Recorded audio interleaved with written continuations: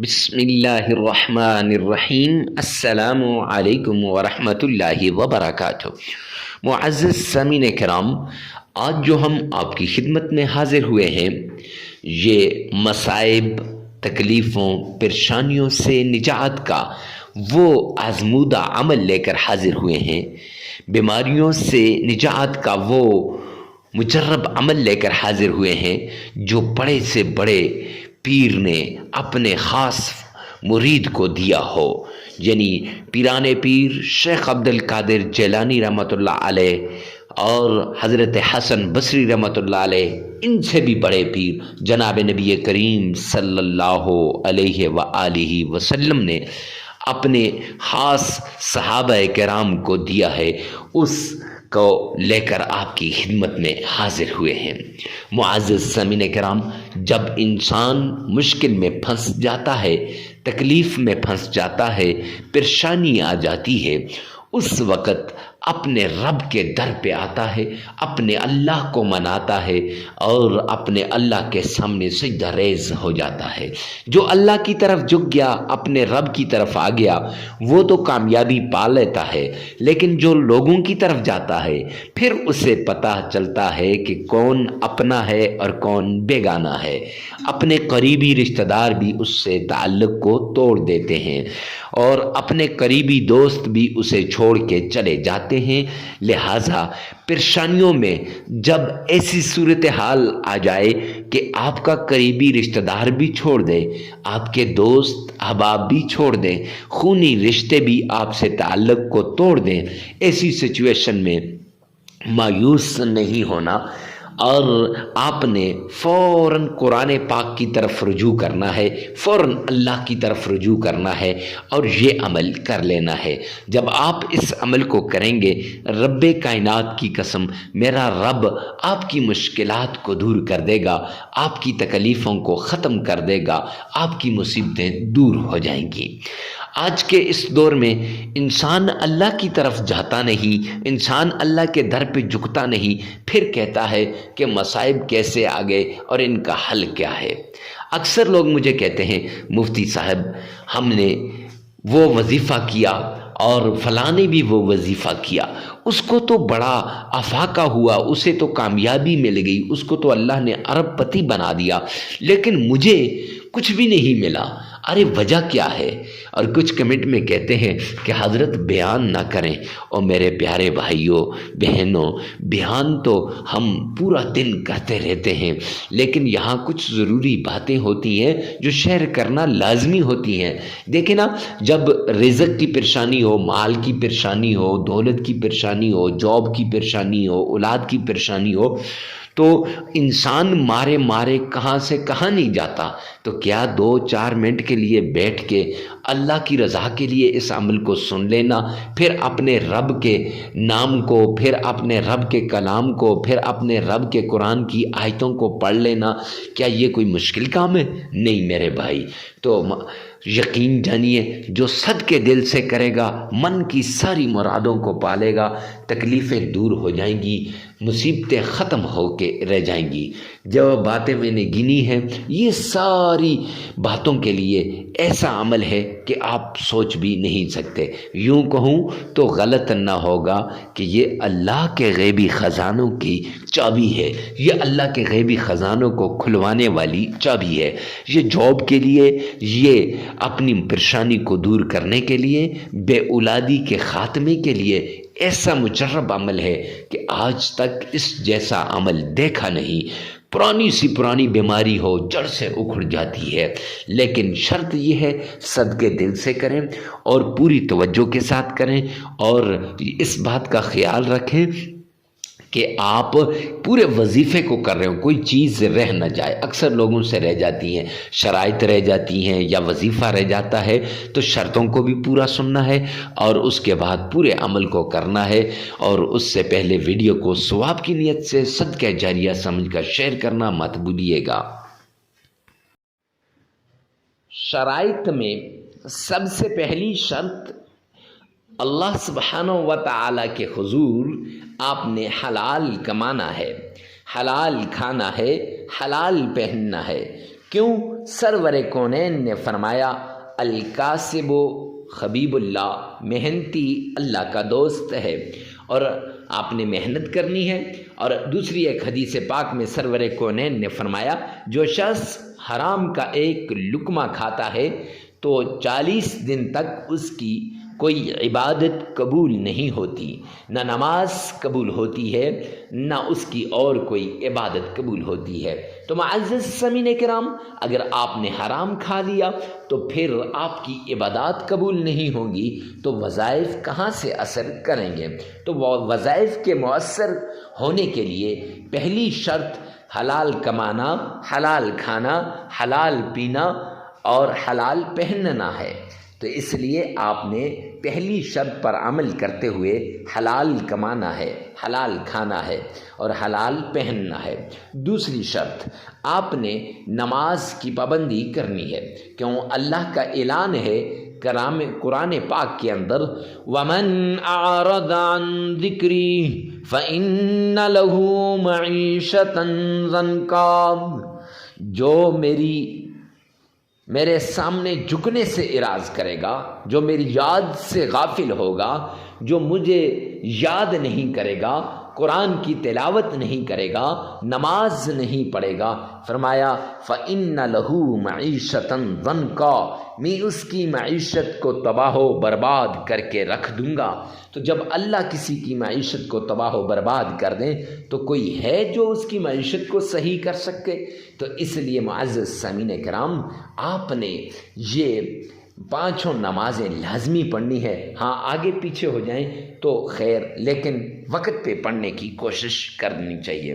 تیسری شرط، آپ نے اکیلے میں، تنہائی میں، ایسی جگہ میں آپ نے عمل کرنا ہے جہاں کوئی آپ کو ڈسٹرب نہ کرے، ڈسٹربنگ کریٹ نہ کرے۔ کیوں؟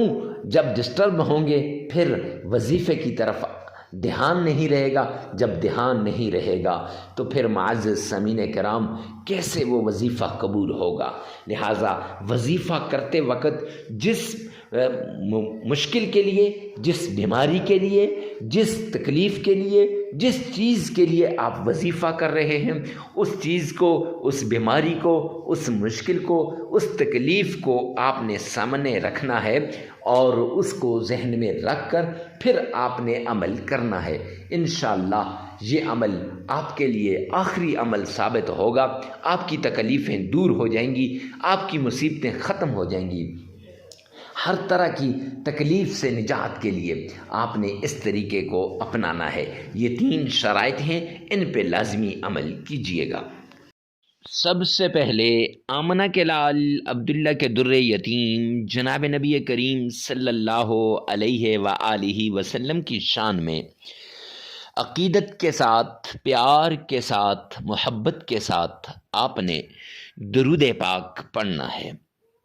یہ درود پاک آپ نے اس طریقے سے پڑھنا ہے گویا آپ روضہ رسول کے سامنے کھڑے ہیں، اور یہ درود پاک آپ نے اس طریقے سے پڑھنا ہے گویا محبوب کبریا آمنہ کے لال عبداللہ کے در یتیم جناب نبی کریم صلی اللہ علیہ وآلہ وسلم کے روزے کی جالیوں کو تھام کے کھڑے ہیں۔ معزز سامعین کرام، شب معراج میں اگر آپ درود پاک کا ورد ہی کریں تو ساری مشکلات کو دور کرنے کے لیے یہ کافی ہے۔ آپ کی ہر مشکل، ہر تکلیف، ہر مصیبت اس درود پاک سے دور ہو جائے گی۔ شب معراج ہو یا شب برات ہو، رمضان ہو یا شعبان ہو یا رجب ہو، کوئی بھی مہینہ ہو، جب آپ درود پاک کو عقیدت کے ساتھ، احترام کے ساتھ، محبت کے ساتھ پڑھتے ہیں تو یہ درود پاک آپ کو ضرور فائدہ دیتا ہے۔ تو آپ نے سب سے پہلے 3 مرتبہ پڑھنا ہے۔ ارے مفتی صاحب یہ 3 مرتبہ ہی کیوں؟ 3 مرتبہ سے زیادہ کیوں نہیں؟ تو جامع ترمذی جلد 2 کی روایت ہے، حبیب کبریا جناب نبی کریم صلی اللہ علیہ وآلہ وسلم نے فرمایا جو شخص 3 مرتبہ درود پاک پڑھتا ہے وہ اللہ سبحانہ و تعالیٰ کی ذمہ داری میں آ جاتا ہے۔ گویا آپ اللہ سبحانہ و تعالی کی ذمہ داری میں آ جائیں گے، اور جب بندہ اللہ کی ذمہ داری میں آ جاتا ہے تو پھر بندے کے سارے کام خود ہو جاتے ہیں، اللہ کریم ان کے کاموں کو خود کرتے ہیں۔ معزز سامعین کرام، تو جب آپ نے یہ درود پاک پڑھنا ہے، اب پڑھنا کتنا ہے، کتنی بار پڑھنا ہے، کون سا درود پاک پڑھنا ہے اور کیسے پڑھنا ہے؟ 3 بار پڑھنا ہے اور درود ابراہیمی پڑھنا ہے۔ ارے مفتی صاحب، درود ابراہیمی ہی خاص کیوں؟ تو اس لیے کہ یہ درود پاک آپ دن میں کئی مرتبہ نماز کے اندر پڑھتے ہیں، اور اس کے ساتھ ساتھ آپ کو اس کا تلفظ بھی صحیح ہے آپ کا، اور یہ آپ کو صحیح طریقے سے آتا بھی ہے۔ اور 3 مرتبہ پڑھنے کے بعد درود ابراہیمی پڑھنے کے بعد پڑھنا کیسے ہے؟ آئیے میرے ساتھ ایک مرتبہ غور سے سنیے گا۔ اللہم صلی علی محمد وعلی آل محمد کما صلیت علی ابراہیم وعلى آل إبراهيم إنك حميد مجيد اللهم بارك على محمد وعلى آل محمد كما باركت على إبراهيم وعلى آل إبراهيم إنك حميد مجيد۔ 3 مرتبہ عقیدت کے ساتھ، پیار کے ساتھ، محبت کے ساتھ، ذوق اور شوق کے ساتھ آمنہ کے لال پر آپ یہ گلدستہ عقیدت درود پاک کا پیش کریں گے۔ جب آپ یہ درود پاک کا گلدستہ پیش کریں گے، رب کائنات کی قسم، پھر آپ کی ہر مشکل دور ہو جائے گی۔ اس کے بعد وہ تسبیح جس سے اگر آپ کو نوکری نہیں مل رہی تو نوکری مل جائے گی، اولاد نہیں ہو رہی تو انشاءاللہ اللہ نرینہ اولاد عطا فرمائے گا، آپ کی ہر مشکل، ہر تکلیف، ہر مصیبت، ہر پریشانی دور ہو جائے گی۔ وہ تسبیح آپ نے پڑھنی ہے۔ حسبنا اللہ ونعم الوکیل، یہ تسبیح آپ نے 313 مرتبہ پڑھنی ہے، 313 مرتبہ آپ نے پڑھنی ہے۔ اور اس کے ساتھ آپ نے قرآن پاک کی چھوٹی سی سورت ہے جسے سورہ قریش کہتے ہیں، لِإِلَافِ قُرَيْشٍ إِيلَافِهِمْ رِحْلَةَ الشِّتَاءِ وَالصَّيْفِ فَلْيَعْبُدُوا رَبَّ هَذَا الْبَيْتِ الَّذِي أَطْعَمَهُم مِّن جُوعٍ وَآمَنَهُم مِّن خوف۔ یہ سورت آپ نے 21 ٹائم صرف 21 مرتبہ پڑھ کر سینے پر پھونک مار دینی ہے، اور پھر اس کے بعد اللہ سبحانہ و تعالی کا پیارا نام یا کریم یا اللہ، یا کریم یا اللہ، یہ آپ نے 1001 مرتبہ پڑھ لینا ہے۔ پھر درود پاک آپ نے 3 مرتبہ پڑھ لینا ہے۔ معزز سامعین کرام، عمل مکمل ہو جائے گا۔ یہ عمل آپ 3 دن بھی کر سکتے ہیں، 5 دن بھی کر سکتے ہیں، 7 دن بھی کر سکتے ہیں، اپنی ضرورت کے مطابق آپ اس عمل کو کیجئے گا۔ ویڈیو کو ثواب کی نیت سے صدقہ جاریہ سمجھ کر آگے شیئر کرنا مت بھولیے گا۔ اللہ سبحانہ و تعالی میرا اور آپ کا حامی و ناصر ہو۔ والسلام۔